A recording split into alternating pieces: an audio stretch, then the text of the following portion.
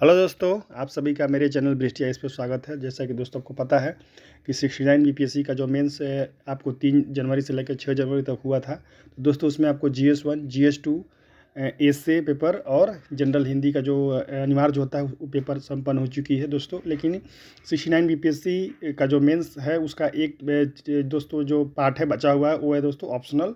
आपको पता है कि ऑप्शनल दोस्तों क्वालिफाइंग नेचर का हो चुका है, जिसमें आपको है 100 नंबर का क्वेश्चन रहेगा दोस्तों। 100 क्वेश्चन रहेंगे और कोई निगेटिव नहीं रहेगा दोस्तों। हाँ, लेकिन ये दोस्तों उसमें 40% जो है आपको पास क्वालिफाई के लिए 40% मतलब लगभग 40 क्वेश्चन लगभग सही करना पड़ेगा। ठीक है दोस्तों। तो दोस्तों देखिए, आज मैं आप लोगों के सामने लेकर आ गया हूँ 68th बीपीएससी का जो हिस्ट्री ऑप्शनल का पेपर हुआ था दोस्तों, उसको मैं सोल्यूशन करूँगा इस वीडियो में। और दोस्तों को पता है कि ये 100 क्वेश्चन है, तो अगर मैं दोस्तों चाहूँ तो एक वीडियो में इसको समेट सकता हूँ, लेकिन उससे क्या होगा कि क्वालिटी से समझौता हो जाएगा दोस्तों, फिर बहुत तेज़ी से हमको भागना पड़ेगा। इसलिए मैंने ये दोस्तों डिसीजन लिया है कि इस जो 100 क्वेश्चन है उसको 2 चरणों में किया जाए। एक 50 क्वेश्चन डिटेल्ड थोड़ा एनालिसिस हो जाए। इसमें क्या क्या फ़ायदा हो दोस्तों कि बाकी ऑप्शन पर हम लोग ध्यान से देखेंगे, जो बाकी ऑप्शन पर भी हम लोग थोड़ा चर्चा कर लेंगे। और ये जो दोस्तों ये जो वीडियो है 2 चरण में आएगी। पहला चरण में दोस्तों क्वेश्चन नंबर 1 से 50 तक, और दोस्तों दूसरा वीडियो में 51 नंबर से 100 तक आएगी। ठीक है, ताकि सबको सहूलियत है, आप लोगों को समझने में भी सहूलियत है। क्योंकि दोस्तों क्या है ना कि अगर 100 क्वेश्चन एक वीडियो में लाता हूँ तो वीडियो तो बन जाएगी, लेकिन दोस्तों 30-40 मिनट की वीडियो थोड़ा बोरिंग हो जाती है। ठीक, मैं भी नहीं दोस्तों उस प्रकार के वीडियो को मैं भी नहीं पसंद करता हूँ, और मैं ये भी नहीं चाहता हूँ कि आप लोग इसको पसंद करें। दोस्तों वीडियो होना चाहिए मैक्सिमम 15 से 20 मिनट। ठीक है, उसमें आप क्योंकि आदमी देखिए होता क्या कि उसमें 2x स्पीड से क्या करता है आदमी उसको देख लेता है। ठीक है, तो चलिए दोस्तों, हाँ, ये इसके पहले दोस्तों आपसे मेरा रिक्वेस्ट है कि अगर मेरे चैनल पर दोस्तों नए हैं तो कृपया दोस्तों मेरा चैनल जो बृष्टि आईएएस सबको पता ही है, बृष्टि आईएएस दोस्तों, उसको क्या करना है, आप लोग सब्सक्राइब कीजिए, लाइक कीजिए, कमेंट कीजिए। और दोस्तों जो मेरे बृष्टि आईएएस परिवार के ऑलरेडी मेंबर हैं तो दोस्तों एक ज़रूर लाइक कीजिएगा अगर उनको अच्छा लगेगा तो। ठीक है दोस्तों, जितने भाई बहन बोलते हैं जब वीडियो अच्छा लगे तो ही लाइक कीजिएगा दोस्तों, कोई ज़ोर ज़बरदस्ती नहीं है कि लाइक करना ही है। क्योंकि दोस्तों होता क्या है कि अगर वीडियो में अपने तरफ से क्वालिटी देने का, उसमें क्वालिटी जो है गुणवत्ता से सब कोई समझौता नहीं करता हूँ। अगर दोस्तों वीडियो में अच्छा बनाता हूँ, अगर आप लोग को अच्छा लगता है तो जरूर एक लाइक कीजिएगा। ठीक है, चलिए दोस्तों सीधे पॉइंट पर आते हैं। पहला क्वेश्चन देखिए क्या है कि दोस्तों ये देख लीजिए। हाँ, ये मैं आपको बता दूं कि ये 68 बीपीएससी जो हुआ था दोस्तों, इसमें ऑप्शनल पेपर है, वो ऑप्शनल पेपर का है, उसी का सॉल्यूशन ये मैं करा रहा हूँ 1 से 50 तक। ठीक है, तो ये देखिए ये मेरा नहीं है, मैं कहीं से डाउनलोड किया हूँ। ठीक है, तो ये जो भी गलत सलत जो मारा है मेरा मारा नहीं हो, ध्यान दीजिएगा। वो चूँकि फ़ोटो खींचना मुश्किल हो जाएगा ना दोस्तों, इसलिए मैंने पीडीएफ से क्या किया है, ये आपसे आप लोगों के साथ साझा कर रहा हूँ। ठीक है, देखिए गोलमेज सम्मेलन के प्रस्तावों के आधार पर ब्रिटिश सरकार द्वारा क्या किया गया दोस्तों। देखिए गोलमेज सम्मेलन को पता है कि 3 गोलमेज सम्मेलन हुआ था, 1, 2, 3 1930, 31, 32 में। तो दोस्तों क्या है, इसका आंसर हो जाएगा ये बी हो जाएगा। देखिए ये तो दोस्तों साइमन कमीशन आया था कब, 1928 में आया था, तो ये नहीं होगा, ये नहीं होगा दोस्तों। तो ये इसका जो गोलमेज सम्मेलन के प्रस्तावों के आधार पर ब्रिटिश सरकार द्वारा क्या किया गया, तो ये होगा बी, 1935 के भारत सरकार अधिनियम का विधिकरण। ठीक है, ये उसके बाद जो गोलमेज सम्मेलन के बाद ही दोस्तों 1935 का एक्ट बना था, गवर्नमेंट ऑफ इंडिया एक्ट 1935। ठीक है दोस्तों, ये दोस्तों सविनय अवज्ञा आंदोलन 1930 में होगा, तो ये भी नहीं होगा, कांग्रेस मंत्रिमंडल का स्थापना भी नहीं होगा। ठीक है दोस्तों, अब देखिए दूसरा सवाल, ये दोस्तों प्रथम भारतीय नागरिक सेवाओं की परीक्षा इलाहाबाद में कब हुई थी दोस्तों, तो इसका जो आंसर होगा 1922 ईस्वी। ठीक है, ये होगा सी, तो ध्यान रखिएगा, इसका आंसर क्या होगा दोस्तों, सी हो जाएगा। ठीक है, प्रथम भारतीय नागरिक सेवाओं की परीक्षा इलाहाबाद में, पहले तो दोस्तों लंदन में होती थी, लेकिन 1922 से क्या होने लगी दोस्तों, इलाहाबाद, जो कि अभी इसका वर्तमान नाम क्या है, प्रयागराज। ठीक है, तीसरा दोस्तों, किस आंदोलन का मुख्य ध्येय मानवीय राहत और सामाजिक कार्य को जारी रखना था दोस्तों, इसका आंसर होगा सर्वेंट ऑफ इंडिया सोसाइटी। आपको पता है कि गोखले द्वारा 1905 ईस्वी में इसका स्थापना की गई थी, तो इसका आंसर होगा दोस्तों सर्वेंट ऑफ इंडिया सोसाइटी। आपको रामकृष्ण मिशन नहीं होगा, आपको थियोसॉफिकल सोसाइटी नहीं होगा, और आर्य समाज भी नहीं होगा। ठीक है, ठीक है दोस्तों, नेक्स्ट सवाल की तरफ बढ़ते हैं। 4 नंबर देखिए, ब्रिटिश सरकार ने भारत को क्या समझा दोस्तों, एक दूध देने वाली गाय समझा। ठीक है, ब्रिटिश सरकार ने सोचा कि जितना शोषण कर सकते हैं ड्रेन ऑफ वेल्थ के माध्यम से, तो ब्रिटिश सरकार ने कोई कसर नहीं छोड़ा, इस देश को लूटा। और आज देखिए इसी के आधार पर दोस्तों संपन्न विकसित देशों की श्रेणी में है, ऐसा कुछ इतिहासकार ऐसा कहते हैं। ठीक है दोस्तों, 5 नंबर देखिए, नेहरू का यादगार भाषण देखिए, ये दोस्तों नेहरू, ये जो आपको है नेहरू का यादगार भाषण, भाग्य के साथ पूर्व निश्चित भेंट, ट्रेस विद डेस्टिनी। आपको पता है कि 14 अगस्त 1947 को दोस्तों आधी रात को इन्होंने क्या किया दोस्तों, ये भाषण दिया था, और हमारा देश जो है 15 अगस्त 1947 को आज़ाद हुआ था। लेकिन आंसर क्या होगा, यादगार भाषण दिया था कब, 14 अगस्त 1947 को आधी रात को, ठीक है। ये दोस्तों 6 नंबर देखिए, 12वीं सदी के बाद लंबी दूरी के व्यापार का पुनरुत्थान था, जिसका परिणाम भूमध्य सागरीय व्यापार का पुनरुत्थान निकला, जिसने सामंतिक यूरोप की आत्मनिर्भर कृषि अर्थव्यवस्था को समाप्त किया था। यूरोप में सामंतवाद के पतन के बारे में इन शब्दों को किसने लिखा था दोस्तों, ये दोस्तों ये आपको हो जाएगा मार्क ब्लोच, ठीक है, डी। भौगोलिक खोज सहायक थी दोस्तों, देखिए भौगोलिक खोज किसके लिए सहायक थी, यहाँ पर देखिए 7 नंबर, तो दोस्तों ये आपको सभी हो जाएगा, वाणिज्य और व्यापार के विकास में होगा, ये भी हो जाएगा, उपनिवेश की खोज में होगा, साम्राज्य के विस्तार में होगा दोस्तों, इसका आंसर हो जाएगा ऑल ऑफ द अबव, ठीक है। चलिए अब 8वां क्वेश्चन की तरफ आते हैं। देखिए यहाँ पे 8 नंबर, देखिए 8 नंबर क्या करा दोस्तों, 16वीं से 18वीं शताब्दियों के उस आर्थिक सिद्धांत का नाम बताइए जिसके अनुसार एक राष्ट्र की संपत्ति बुलियन के रूप में इसकी संपन्नता की पूंजी थी दोस्तों, इसका जो आंसर हो जाएगा वो आपको हो जाएगा पूंजीवाद, ठीक है, इसका आंसर सी हो जाएगा। चार्टिस्ट आंदोलन के मुख्य आधार पर कुछ राजनीति और आर्थिक थे, किसने कहा था दोस्तों, देखिए 9 नंबर, चार्टिस्ट आंदोलन के मुख्य आधार कुछ राजनीति और आर्थिक, किसने कहा था दोस्तों, ये स्टेटमेंट है ग्रांट और टेम्परले का, ठीक है, इसका आंसर ए हो जाएगा। नेक्स्ट 10वां, क्रांतियाँ मूलतः 1815 से कंजर्वेटिव नीतियों की कठोरता और त्रुटियों के विरोध थी, या किसने कहा था दोस्तों, इसका जो आंसर हो जाएगा आपका बी, वाल्टर फेल्प्स हॉल, ठीक है। नेक्स्ट क्वेश्चन, अमेरिकी स्वतंत्रता संग्राम किसके साथ समाप्त हुई दोस्तों,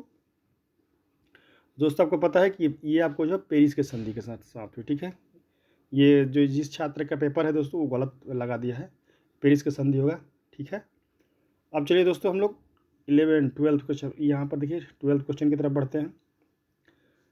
शायद नवप्रस्तर क्रांति को छोड़कर कोई भी क्रांति नाटकीय क्रांति नहीं है जैसे औद्योगिक क्रांति है, किसने लिखा दोस्तों, तो आपका ये दोस्तों हो जाएगा कार्लो एम सिपोला, दोस्तों देखिए 12 नंबर है इसका आंसर, कार्लो एम सिपोला हो जाएगा। 13 नंबर दोस्तों देखिए यहाँ पर, केवल वही व्यक्ति जो 5 गेंदों के साथ जादूगरी कर सकता था जिनमें से कम 2 तो हवा में रही, यूरोप का ऐसा व्यक्ति तो कौन सा था दोस्तों, तो ये दोस्तों ऐसा कौन सा था, नेपोलियन बोनापार्ट था। 14 नंबर दोस्तों white man burden theory sorry दोस्तों, दिल्ली में थोड़ा ठंड ज़्यादा है। श्वेत मनुष्य पर भार के सिद्धांत का महान प्रवक्ता कौन था, देखिए 14 नंबर आपको 14 नंबर जो है व्हाइट मैन बर्डन थ्योरी दोस्तों, सिद्धांत का महान प्रवक्ता कौन था, तो आपको इसका आंसर हो जाएगा आपको रुडयार्ड किपलिंग, डी आंसर हो जाएगा, ठीक है। चीन में मुक्त द्वार नीति को किसने लाया दोस्तों, तो इसका जो आंसर अब दोस्तों हो जाएगा आपको अमेरिका, ठीक है। चीन में ये ओपन डोर पॉलिसी किसने लाया, तो दोस्तों क्या हो जाएगा, ये हो जाएगा, ठीक है। ये देखिए दोस्तों, अब चलिए 15 हो गया, चीन में मुक्त द्वार की नीति को किसने लाया, ये आपको अमेरिका इसका हो गया। अब नेक्स्ट सवाल की तरफ बढ़ते हैं, मतलब तो हो गया 16 नंबर। 16 नंबर देखिए दोस्तों यहाँ पे, हाँ 1894-95 में किस संधि के द्वारा चीन जापान युद्ध समाप्त हुआ दोस्तों, आपको पता है कि जो इसका आंसर होगा शिमोनोसेकी की संधि, ठीक है। नेक्स्ट, अपने भौतिकवादी हितों के लिए किस देश ने भव्य अलगाव की नीति को अपनाया दोस्तों, 17 नंबर दोस्तों इसका आंसर हो जाएगा ब्रिटेन, ठीक है, सी। 1912 और 13 के बाल्कन युद्ध 1914 के यूरोपियन युद्ध की एक प्रस्तावना थी, यह किसने लिखा है, 18 नंबर दोस्तों ये आपका होगा CD हेजन, ये हो जाएगा। ख्रुश्चेव ने किस रूसी नेता के व्यक्तिवाद और व्यक्ति पूजा की आलोचना की थी, 19 नंबर दोस्तों क्या हो जाएगा आपको स्टालिन, ठीक है, बी आंसर इसका हो जाएगा दोस्तों, देखिए हो गया। अब 20 की तरफ आते हैं। देखिए दोस्तों, किस क्रांति ने जारशाही को घुटने टेकने के लिए विवश किया, आपको पता है दोस्तों 1917 ईस्वी की रूसी क्रांति, ठीक है, ये बहुत इंपॉर्टेंट अब आपको है। ये इसका इम्पैक्ट जो है दोस्तों भारत के स्वतंत्रता संग्राम पर भी पड़ा था। किस अमेरिकी संस्था ने लीग ऑफ नेशन में शामिल होने को अस्वीकार कर दिया दोस्तों, तो आपको पता है सीनेट होगा। इंडोनेशिया में किस पार्टी ने गठन के बाद अपने मुख्य ध्येय के रूप में समाजवाद की स्थापना को देश की स्वतंत्रता के बाद अपनाने की बात की थी दोस्तों, तो इसका जो दोस्तों आंसर होगा, उसका जो आंसर दोस्तों ये हो जाएगा आपको 22 नंबर का, आपको ये होगा B, Indies social democratic association, ठीक है। चलिए अब 23 नंबर की तरफ बढ़ते हैं दोस्तों, यहाँ पर देखिए 23 नंबर आ गया। हाँ, ये देखिए, किस संगठन ने प्राचीन आदर्शों और मूल्यों की पुनर्स्थापना की वकालत की ताकि चीन में लोग कन्फ्यूसीवाद के सिद्धांतों के प्रति आकर्षित हो सके? 23 नंबर दोस्तों, इसका जो आंसर होगा चीन की कम्युनिस्ट पार्टी, ठीक है, ये होगा। कौन सा संगठन अलग अरब राज्यों के लिए राष्ट्रीय स्वतंत्रता और समस्त अरबवासियों की एकता के लिए दृढ़ था दोस्तों? ये होगा आपको अरब लीग, ठीक है, सिंपल है। 1920 में आर्थिक संकट के मुख्य कारण क्या थे दोस्तों? तो आपको पता है दोस्तों, इसका आंसर होना चाहिए दोस्तों, ये होगा क्रय शक्ति का मौलिक कुवितरण, ठीक है। फिर दोस्तों कि 26 की तरफ आ जाइए। 26 में अटलांटिक चार्टर का अंतिम ध्येय बना, क्या बना दोस्तों? तो ये आपको देखिए, नाजी निरंकुशता की समाप्ति। स्त्री की देशभक्ति मातृत्व है, यह किसने कहा दोस्तों? तो आपको पता है कि ये किसने कहा दोस्तों? ये बेनिटो मुसोलिनी ने कहा। किस संगठन ने मानव अधिकारों को बड़ी महत्ता प्राथमिकता है दोस्तों? तो आपको पता है यूएनओ। आपको पता है कि दोस्तों 10 दिसंबर आपको पता है 1948 ईस्वी में ये आपको है ये UN United nation declaration of human rights, तो आपको पता है यूएन आपको 10 दिसंबर को मानवाधिकार दिवस भी मनाया जाता है। 29 नंबर दोस्तों है कि 22 मई 1939 को हिटलर और मुसोलिनी ने एक समझौता किया जो जाना जाता है क्या दोस्तों? द पैक्ट ऑफ स्टील हो जाएगा, ठीक है। देखिए 30 नंबर की तरफ बढ़ते हैं हम लोग। अब दोस्तों ये आपको आगे एंशिएंट इंडिया से, वो तो दोस्तों वर्ल्ड हिस्ट्री सब था। एंशिएंट इंडिया में दोस्तों देखिए 30 नंबर, किसका यह मानना है कि रामायण का मुख्य विषय दक्षिण भारत आर्य संस्कृति का विस्तार है दोस्तों? इसका आंसर होगा आरसी मजुमदार। शक शक्ति का मुख्य केंद्र कौन था दोस्तों? को पता है कि ये सौराष्ट्र क्षेत्र गुजरात हो जाएगा। प्राचीनतम समझी गई भाषा कौन सी है दोस्तों? तो देखिए दोस्तों यहाँ पर आंसर होगा संस्कृत, ठीक है, क्योंकि दोस्तों ब्राह्मी तो लिपि है, खरष्टो भी लिपि है, अवधी बोली है, तो भाषा पूछा है, ध्यान दीजिएगा। तो संस्कृत एक भाषा थी, बहुत प्राचीनतम भाषा है। सारी भाषाएं दोस्तों संस्कृत से निकली हुई, चाहे हिंदी हो चाहे बांग्ला हो, जो भी भाषाएं आपको पता ही है। अयोध्या किस दोस्तों, स्पष्ट है कि ये सरजू नदी होगा। अभी पता है दोस्तों कि अयोध्या जो है अभी चर्चा में है, क्योंकि आपको पता है कि 22 जनवरी को वहाँ राम मंदिर का दोस्तों प्राण प्रतिष्ठा होने वाला, ठीक है, रामलला का। तो अयोध्या आपको पता है कि सरजू नदी किनारे है, ठीक है। 34 नंबर दोस्तों, यहाँ पे उत्तर वैदिक साहित्य जाना जाता है दोस्तों ये महाकाव्य के लिए। द्वितीय बौद्ध सभा कहाँ हुई दोस्तों? तो इसका आंसर हो जाएगा वैशाली। हमको पता है कि प्रथम हुई थी राजगीर में, द्वितीय वैशाली में, तृतीय पाटलिपुत्रा में और चौथा कश्मीर के कुंडलवन में, ठीक है। 36 भारत को बौद्ध धर्म का सबसे महानतम उपहार क्या है दोस्तों? तो इसका हो जाएगा ये आपको प्रचुर साहित्य हो जाएगा, ठीक है दोस्तों। अगर देखिए अगर ई रहता तो सब हो जाता, ठीक है, लेकिन दोस्तों इसमें ई नहीं है, ई का लफड़ा नहीं है। आपको पता है कि जो जीएस होता है फिल्म्स में उसमें ई रहता है, लेकिन देखिए इसमें ई हटा दिया गया, बहुत अच्छी बात है, इसमें तो आराम रहेगा।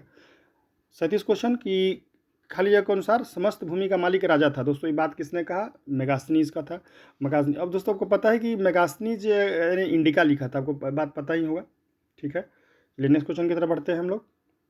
मौर्यों के सिक्कों में किसकी छाप है दोस्तों? आपको होता है मोर। किसके साथ, ये आपका सी आंसर हो जाएगा इसमें। किसके शासनकाल में कुषाण साम्राज्य अपनी शीर्ष पर दोस्तों को पता है इसका आंसर कनिष्क होगा। आपको पता है कि दोस्तों कि कुषाण वंश का संस्थापक कुजुल कडफिसस था, लेकिन जो मौर्य जो कुषाण वंश है अपनी शीर्ष पर पहुंचा किसके समय? कनिष्क के समय, आपको पता है। बौद्ध धर्म को किसने एक विश्व धर्म बनाया दोस्तों? तो इसका आंसर हो जाएगा आपको अशोक। पता है आपको अपना पुत्री संघमित्रा और महेंद्र को बहुत श्रीलंका जैसे देशों में दोस्तों क्या प्रचार के लिए भेजे थे। दक्षिण भारत के सहकारों का नाम क्या था दोस्तों? चेट्टी, ठीक है। 41 42 दोस्तों देखिए यहाँ पर 42 क्या है दोस्तों कि प्राचीन भारत का सबसे यशस्वी और कुशल शासक किसे कहा गया दोस्तों? तो आपको पता है समुद्रगुप्त को कहा गया दोस्तों। पता है कि ये इनको भारत का नेपोलियन किसको दोस्तों कहा गया? समुद्रगुप्त को ही कहा गया है। हर्ष ने राज सिंहासन पर बैठने के बाद कौन सी उपाधि धारण की दोस्तों? इसका हो जाएगा शिलादित्य। तंजौर के पूर्व मध्यकालीन चोल वंश का संस्थापक, सिंपल से दोस्तों चोल वंश का संस्थापक को पता है विजयालय है, पता है, ठीक है दोस्तों। देखिए ये विजयालय हो गया इसका आंसर, विजयालय। ऐसे इसके प्रमुख आपको पता है कि राजराजेश्वर जो प्रथम ये सब जो है ये प्रमुख है, शासक हैं, ठीक है। चलिए दोस्तों ये आपको 45 देखिए आ गया। देखिए दोस्तों यहाँ पर 800 और 1200 ईस्वी के बीच नारी जाति को किसने बड़ा सम्मान दिया दोस्तों? राजपूतों ने दिया। किसने कहा कि मुक्ति के लिए भगवान में विश्वास और आराधना करना जरूरी था दोस्तों? तो ये गुरु नानक जी ने कहा। कोरिया में बौद्ध धर्म किसके द्वारा फैलाया गया दोस्तों? तो वो दोस्तों आपका क्या हो जाएगा? चाइना, ठीक है। कोरिया में बौद्ध धर्म किसने फैलाया? तो दोस्तों इसका आंसर हो जाएगा, आपको मैं बता दूं, इसका आंसर हो जाएगा चाइना, ठीक है। अब 47 दोस्तों बच गया ये आपको 50, क्योंकि आपको पता है कि इस वीडियो में 50 तक ही करने वाला हूँ। अगले वीडियो में दोस्तों 51 से 100 तक करेंगे, ठीक है। एक स्त्री की मृत्यु पर उसकी निजी संपत्ति किसके पास चली जाती है दोस्तों? तो उसके पति के पास चली जाती है। जयदेव के गीत गोविंद किस संप्रदाय से संबंधित है पता है दोस्तों? श्री कृष्ण के भक्त थे। गीत गोविंद जो है श्री कृष्ण से रिलेटेड है। शाहनामा किसने लिखी दोस्तों? तो आपको जो है फिरदौसी ने लिखी। ठीक है। और दोस्तों ये देखिए, हाँ, ये आपको दोस्तों 50 तक मैंने करा दिया है।